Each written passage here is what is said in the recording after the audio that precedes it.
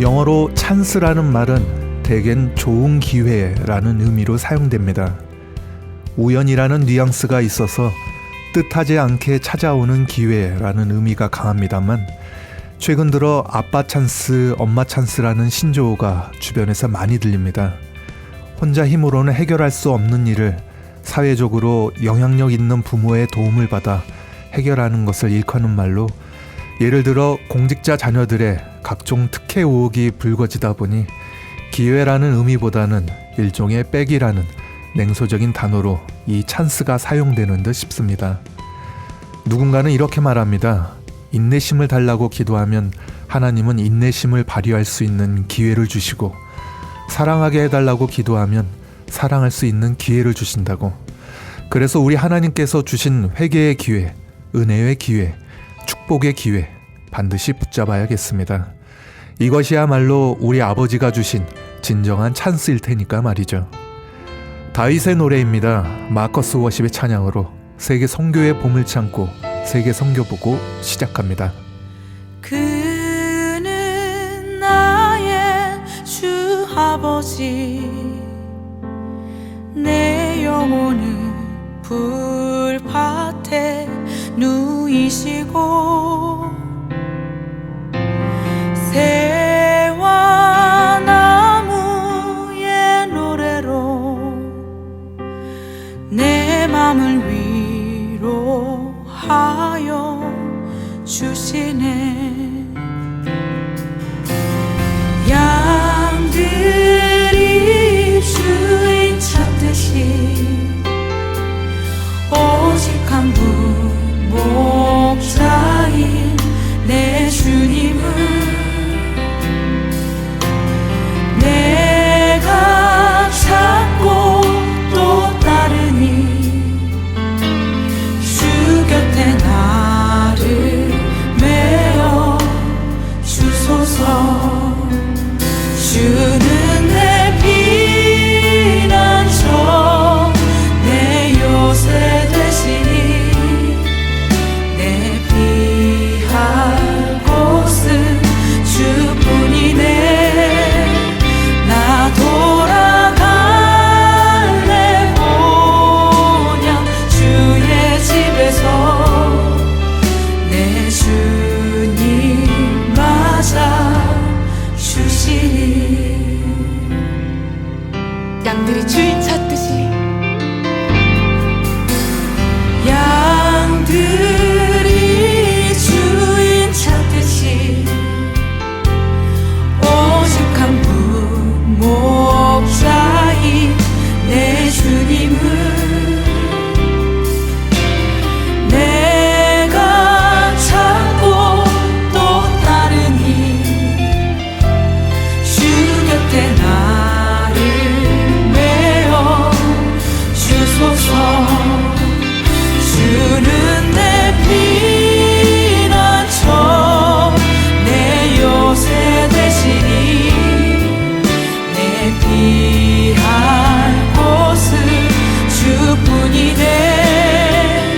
나 돌아갈래 보냐 주의 집에서 내 주님 맞아 주시니. 주는 내 피난처, 주는 내 피난처, 내 요새 되시니 내 피할 곳은 주뿐이네. 나 돌아갈래 보냐 주의 집에서 내 주님 맞아 주시니.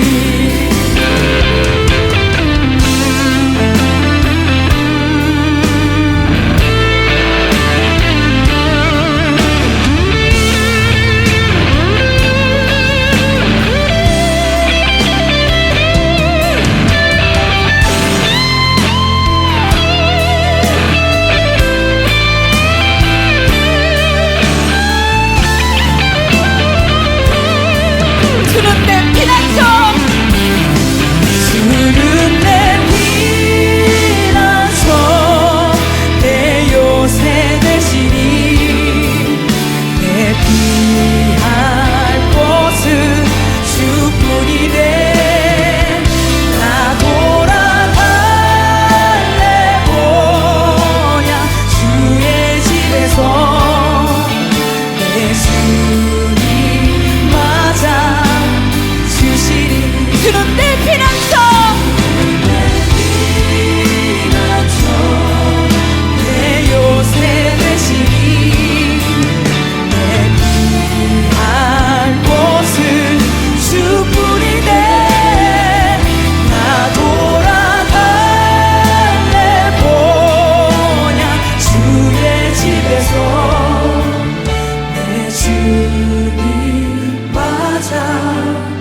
주는 내 피난처 주는 내 피난처 내 요새 되시니 내 피할 곳은 주뿐이네 나 돌아갈래 보냐 주의 집에서 내 주님 맞아 주시리.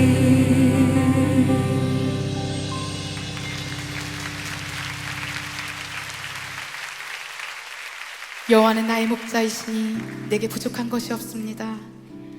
그분이 나를 푸른 목장에 눕히시고 잔잔한 물가로 인도하십니다. 내 영혼을 회복시키시고 당신의 이름을 위해 의로운 길로 인도하십니다. 내가 죽음의 그림자가 드리운 골짜기를 지날 때라도 악한 것을 두려워하지 않는 이유는 주께서 나와 함께 계시기 때문입니다. 주님 그렇습니다. 그 어느 때이든 나와 함께 하시는 주님, 그 이름을 기억하고 기억하겠습니다. 마커스 워십에서 드려진 찬양 다윗의 노래, 우리들의 고백이 되었으면 좋겠습니다. 전 세계 선교사님들이 보내주신 선교지 소식과 기도 제목을 함께 나누는 세계 선교의 보물창고 세계 선교보고와 함께하고 있습니다. 첫 번째로 전해드릴 소식은 서태평양의 마이크로네시아 괌에서 보내온 소식인데요. 비틀넛이라는 열매가 있습니다. 얼마 전 이 비틀넛에 의해 한 여성이 숨졌다는 소식이 전해졌는데요. 인도에서는 빤이라고도 하고 말레이시아에서는 피낭, 대만에서는 빈낭이라고 불리는 이 비틀넛과 마이크로네시아에 관련된 내용입니다.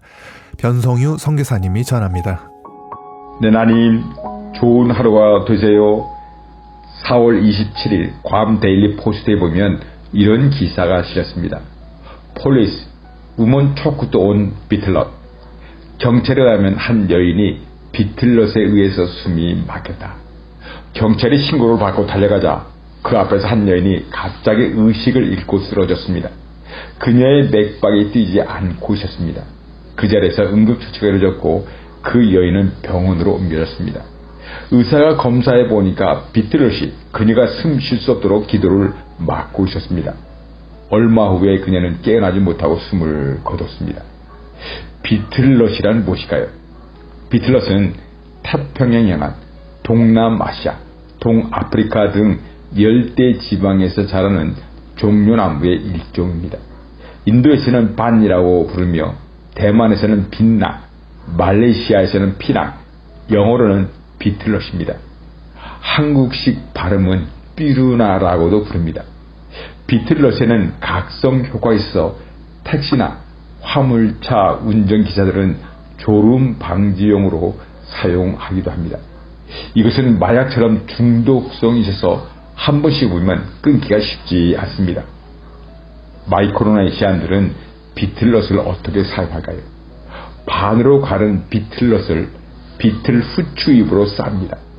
반으로 갈라진 열매 안에 라임, 산호가루를 묻히고 어떤 사람들은 마른 담배나 혹은 씹는 담배를 추가하여 넣습니다. 입안에 넣고 약 몇 분간은 물고만 있습니다. 그러면 점차 입안으로 라임이 녹아들게 됩니다. 후추잎의 향이 입안에서 번지기 시작하면 천천히 씹어주는 것입니다. 입안에 침이 가득 고이면 밖으로 뱉어줍니다. 시뻘건 침을 뱉어내게 되는데 이것은 주변 사람들에게 혐오감을 줄 수가 있습니다. 사람들이 다니는 길바닥에 멀겋게 뱉어낸 자국들이 더럽게 느껴집니다. 비틀넛과 후추잎, 라임과 담배 향과 마치 떨어져 갈 때까지 계속 씹기를 반복합니다. 이렇게 씹을 때에 약간의 발열이 온몸에서 느껴지게 되고 살짝 몽롱해지는 환각의 느낌을 갖게 됩니다. 처음 하는 사람의 경우에는 현기증을 느끼면서 온몸에서 힘이 빠지는 경험을 하게 됩니다. 향과 맛이 끝나게 되면 입안에 비틀넛 덩어리를 뱉어버립니다. 비틀넛의 가벼운 환각 증세로 더위를 잊게 해준다는 이야기였습니다. 그러나 비틀넛 열매 껍질의 거칠은 부분과 산호가루의 화학작용들이 입안의 점막들의 상처를 남게 됩니다. 대만에서는 대만의 껌이라고 불릴 만큼 대중적인 인기를 끌기도 했습니다. 세계보건기구 WHO는 비트넛 열매에 들어있는 아레콜린 성분을 구강암을 일으키는 발암 물질로 규정했습니다. 인도에서는 이 열매가 포함된 제품에 건강에 해롭다는 문구를 삽입하도록 했습니다. 마이크로네시안들, 특별히 축섬 사람들에게 있어 세 가지 큰 문제가 있습니다. 첫 번째 문제는 알코올 중독입니다. 두 번째 문제는 비트넛을 습관적으로 애용하는 것입니다. 세 번째 문제는 마리화나를 일상생활에서 쉽게 사용하는 것입니다. 마이크로네시안들, 축섬 사람들의 생활 속에 깊이 뿌리 박힌 이런 문제들을 어떻게 풀어야 할까요?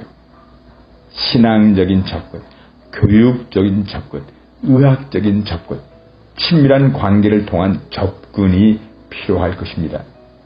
어떤 접근이라도 결국 쉽지 않다는 것을 괌에서는 경험적으로 알게 됩니다. 그러나 쉽게 포기하지 않고 도전하는 것, 이것이 괌미애니안들이 해야 할 일이고 우리들의 사명임을 깊이 느끼게 됩니다. 좋으신 하나님 아버지, 마이크로네시안들, 축섬 사람들에게 깊이 뿌리 박힌 큰 문제들을 해결해 주시옵소서. 인간의 힘으로 해결할 수 없습니다. 하나님의 능력을 내려 주시옵소서. 아멘, 아멘.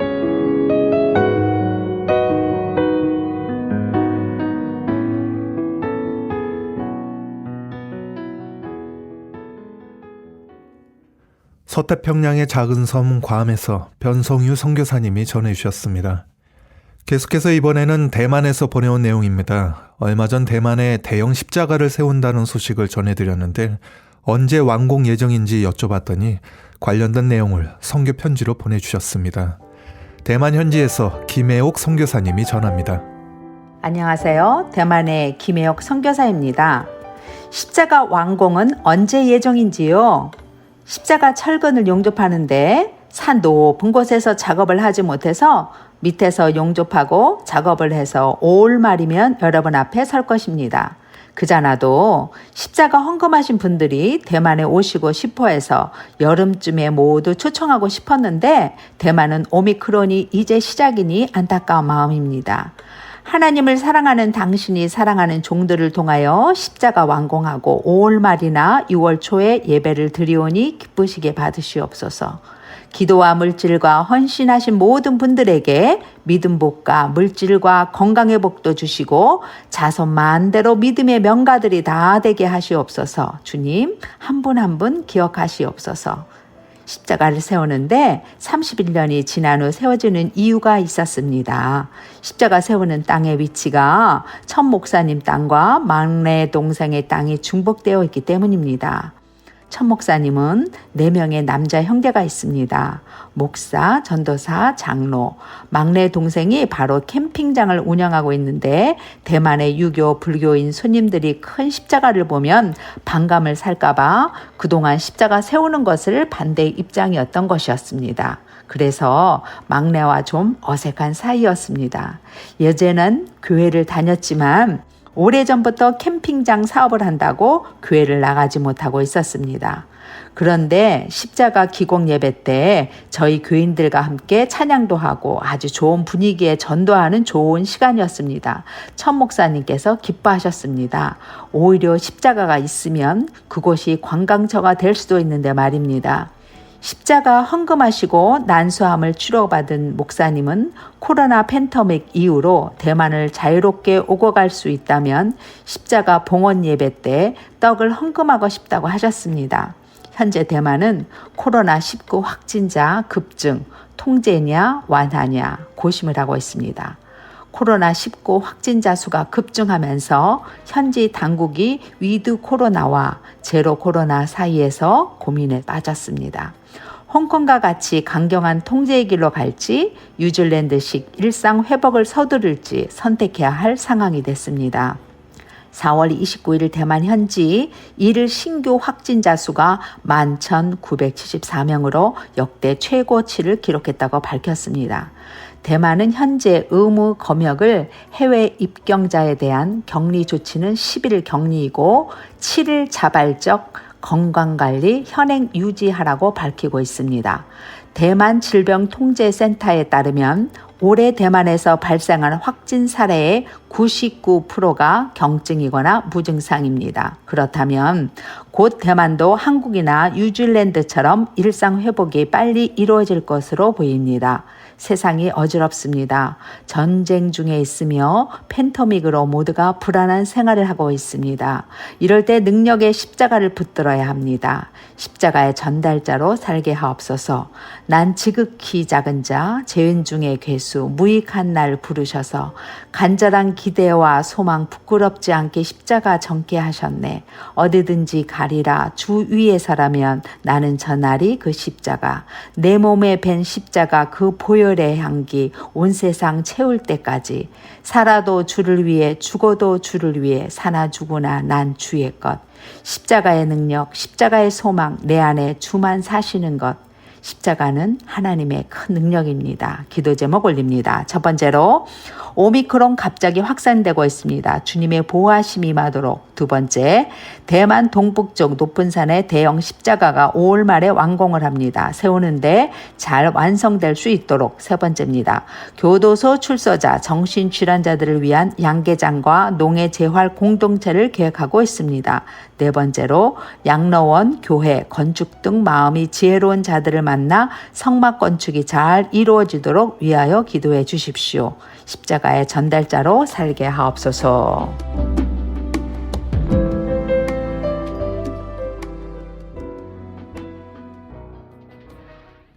대만 김혜옥 선교사님의 선교 편지였습니다. 이번에는 캄보디아에서 보내온 소식입니다. 기독교에선 미션이라는 말을 선교적인 의미로 많이 사용하곤 하는데 이 미션이라는 단어엔 파견이라는 의미로 복음을 전파한다는 뜻을 내포하고 있다고 합니다. 선교인이란 제목으로 캄보디아에서 보내온 이소망 선교사님의 선교 편지입니다. 선교는 라틴어의 미시오에서 온 파견이라는 뜻입니다. 예수를 믿고 따르던 사도들을 파견하여 복음을 전파한다는 의미입니다. 예전에는 가까우면 3개월, 머나먼 나라는 6개월 정도 배를 타고 부름받아 나선 이 몸, 아골 골짝 빈들에도 어디든지 가오리다. 어느 누가 막으리까, 죽음인들 막으리까. 이렇게 뼈를 묻을 비장한 결단을 하고 낯선 땅으로 갔습니다. 이번에는 캄보디아 아이들이 대한민국으로 왔습니다. 1999년 5월부터 저촌 교회가 두 자매의 선교 훈련장이 되었고 성도들은 야무지고 힘차게 동참했습니다. 빈틈없이 짜여진 선교 훈련 스케줄이 참으로 감동이었습니다. 누가 시키지 않아도 성도들이 마음을 하나로 모아서 섬기고 가르치고 보살피고 함께 먹으면서 기도했습니다. 결코 강제가 아니었습니다. 결탄코 명령을 내리지 않았습니다. 억지로가 아니라 자발적으로 교회로 와서 꼬마들이 훈련을 받는 모습을 바라보며 기쁨을 나누었습니다. 흐뭇하다라는 말은 마음이 흡족하여 불만이 없고 포근하다라는 뜻입니다. 성도들은 캄보디아에서 온 어린 두 자매들의 얼굴만 바라보아도 흐뭇했습니다. 1990년대의 캄보디아 초등학교는 음악과 미술과 체육 시간이 없었기에 기초음악 교육을 받을 때 아이들이 힘들어하면은 발을 동동 구르며 안타까워했습니다. 아주 조금이라도 실력이 향상이 되면은 기뻐서 어쩔 줄 몰라 하며 덩실덩실했습니다. 선교는 종합예술이기에 다양한 재능을 가진 성도들이 가르쳐주자 교회에 알차면서 힘차고 신실하면서도 뜨겁게 활기찬 새로운 비전이 생겼습니다. 성도들은 출근하기 전에 캄보디아 아이들을 보러 교회로 오고 퇴근하러 곧바로 교회로 와서 아이들을 만났습니다. 모두들 선교의 기쁨을 누렸습니다. 선교하는 행복을 마음껏 느꼈습니다. 선교는 기쁨이고 선교는 행복 그 자체였습니다. 선교는 감동적인 헌신이었고 선교는 감격의 봉사였습니다. 모두가 원하는 단 한 가지는 주님의 기쁨이 되는 것이라고 간절하고도 뜨겁게 찬양을 했습니다. 안디옥 교회가 최초로 선교사를 파송하였듯이 최초로 12살의 어린 캄보디아 두 자매를 초청한 성도들은 섬김과 봉사와 나눔과 베품과 가르침의 기회를 놓치지 않으려고 애썼습니다. 언어가 통하지 않고 말이 제대로 전달되지 않았지만은 섬김과 나눔과 베품과 교제와 교육을 신실하게 행동으로 실천했습니다. 그리스도의 사랑은 말을 하지 않아도 통했습니다. 눈빛으로 보살피고 미소로 섬기고 웃음으로 사랑을 전달했습니다. 갖고 있는 달란트와 물질을 마음껏 사용하였습니다. 망설임 없이 교제를 나누었습니다. 초대 교인들처럼 자신들의 것들을 아낌없이 하나님 앞에 내놓았습니다. 안디옥 교회 성도들에게 그리스도인이라는 명칭을 처음으로 사용했듯이 저청교회 성도들도 충성스러운 그리스도인답게 신실하고 성실하게 행동했습니다. 더욱더 놀라운 것은 영적 구두쇠가 없었다는 것입니다.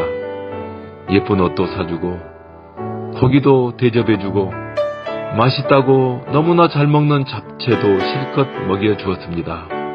침도 사주고 학용품과 각종 필요한 물품을 몽땅 선물해 주었습니다.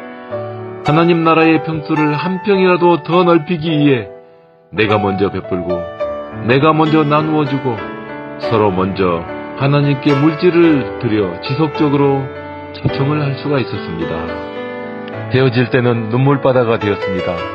서로 부둥켜 안고 하염없이 흐느꼈습니다. 눈물 콧물이 범벅이 되어 줄줄 흘러도 전혀 부끄럽지 않았습니다.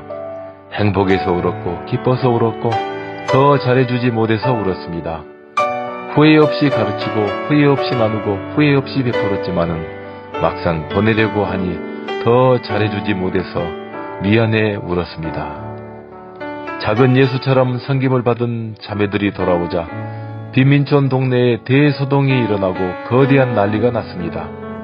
살찌고 예뻐지고 세련된 두 자매를 보고 모두 눈이 희둥그레지면서 놀랐습니다. 거대한 CTS 기독교 텔레비전 방송국을 견학하고 방송이 어떻게 되는지를 친구들에게 알려주었습니다. 전철을 타고 나서 땅속으로 기차가 다닌다고 했고 겨울에는 하얀 눈을 처음 만져본 것을 다 이야기해 주었습니다. 대한민국 교회 활동을 직접 보고 배우고 돌아온 아이들이 완벽한 자기 나라 말로 가르치자 서로가 이해하는데 너무나 편했습니다. 훈련을 받고 본국으로 돌아온 꼬마 선교사들이 저보다 훨씬 더 큰 사역을 하여 계속 초청의 기적이 일어났고 선교는 더욱더 탄력을 받았습니다.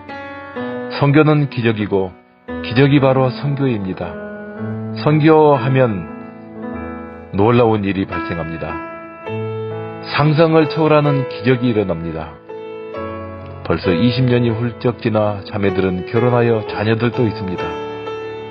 대한민국을 다녀온 8명이나 되는 자매와 형제들이 결혼하여 미국으로 가서 살고 있습니다.